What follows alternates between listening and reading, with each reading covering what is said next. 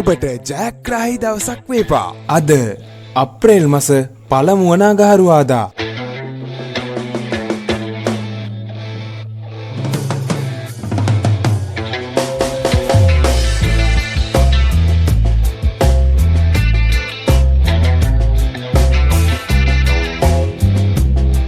ජයග්‍රාහී අංක දිනපතා නැරඹීමට අපව සබ්ස්ක්‍රයිබ් කර තබා ගන්න.